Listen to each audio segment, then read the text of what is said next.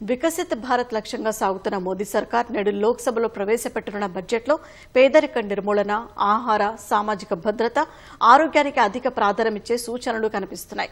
ధరల పెరుగుదల కారణంగా మధ్యతరగతిపై భారం తగ్గించేందుకు ఆదాయ పన్ను రేట్లు, స్లాబ్లో మార్పులు చేస్తారనే సంకేతాలు వచ్చాయి. మందగించిన వృద్ధి రేటును పరుగులు పెట్టించేందుకు మరిన్ని చర్యలు ప్రకటించవచ్చని నిపుణులు అంచనా వేస్తున్నారు.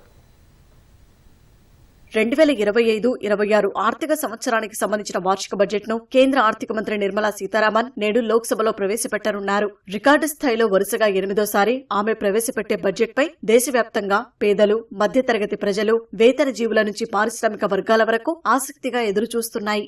ఆదాయపు పన్ను విధానాన్ని మరింత సరళీకరించడంలో భాగంగా ట్యాక్స్ స్లాబుల్ని 6 నుంచి 3కు కుదించే అవకాశం కనిపిస్తోంది. ప్రస్తుతం గరిష్ట పన్ను రేటు 30% ఉండగా దీనిని 25%కి తగ్గిస్తారని వార్తలు వస్తున్నాయి. మహిళలకు సాధికారత కల్పించడమే లక్ష్యంగా వారికి నైపుణ్య శిక్షణ కల్పించడంతో పాటు జన్ధన్ యోజన, ముద్ర యోజన వంటి పథకాలకు కేటాయింపులు పెంచవచ్చని తెలుస్తోంది. మార్చితో ముగుస్తున్న మహిళా సమ్మాన్ సేవింగ్ సర్టిఫికేట్ గడువును కొనసాగించడం లేదా కొత్త పథకాన్ని తీసుకురావచ్చని భావిస్తున్నారు. సౌర విద్యుత్తును ప్రోత్సహించేందుకు పీఎం సూర్యఘర్ ముఫ్త్ బిజిలీ పథకానికి రాయితీ కోసం బడ్జెట్లో కేటాయింపులు పెంచే అవకాశం ఉంది. గ్రామీణ పేదల సొంతింటి కలను సాకారం చేయడానికి హౌసింగ్ ఫర్ ఆల్ పేరుతో సాయం చేయనుంది. పట్టణ ప్రాంతాల్లో 2029 నాటికి 1 కోటి మంది పేదలు, మధ్యతరగతి కుటుంబాలకు ఇళ్ల నిర్మాణానికి సాయం అందించనున్నట్లు ప్రకటించవచ్చని తెలుస్తోంది.